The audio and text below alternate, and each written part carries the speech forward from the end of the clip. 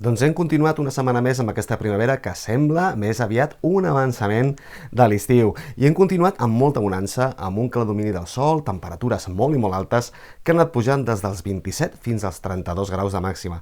I les mínimes també han pujat des dels 8 fins als 12 graus. Hem tingut també una setmana seca sense precipitacions.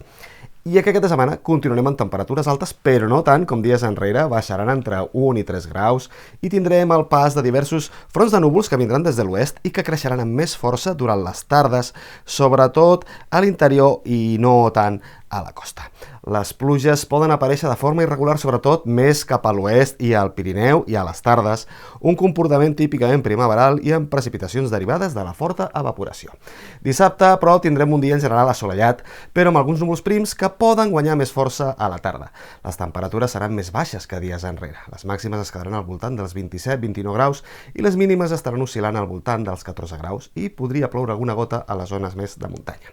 Diumenge tindrem un panorama molt similar, amb el mateix rang de temperatures, però amb les mínimes més altes, 17 graus, i amb els cels que estaran enteranyinats i amb possibles ruixats de tarda en zones interiors i més núvols atrapats sobre la línia de la costa. La mar estarà en calma, amb onades que no passaran dels 40 centímetres d'alçada a la platja. La temperatura de l'aigua ja ha pujat força i estarà al voltant dels 20 graus. El vent serà de component sud i sud-est el dissabte i més de nord-est el diumenge, amb intensitat moderada en cops que no superaran els 15 km per hora.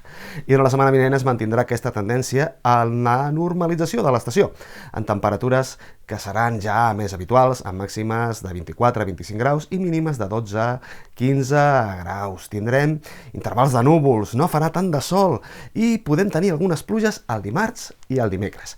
I avui us direm adeu amb aquesta fotografia de Jaume Mos amb la lluna plena sobre Vidreres. La d'aquest diumenge serà la segona lluna plena del mes de maig, ja que el dia 1 ja vam tenir-ne una. Aquest fet és el que es coneix popularment com a Blue Moon o lluna blava, i encara que pugui semblar un fenomen excepcional, no és tan estrany. Acostuma a passar cada 2 anys i mig o 3, quan el calendari encaixa de manera que hi caben dues llunes plenes dins d'un mateix mes.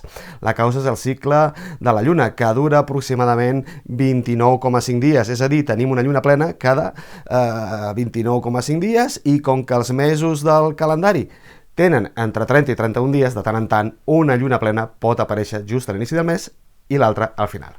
Recordeu que ens podeu enviar les vostres fotografies, comentaris i suggeriments a met@lasevate.cat i també a través de les nostres xarxes socials. Que passeu un gran cap de setmana. Salut! Hi ha racons del nostre país que semblen inaccessibles, però on altres veuen problemes, nosaltres hi veiem el camí cap a casa teva.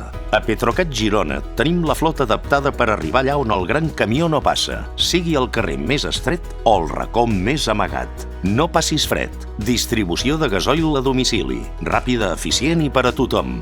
Petrocat Girona. Sortim cada dia a dur-te l'energia a la porta de casa teva.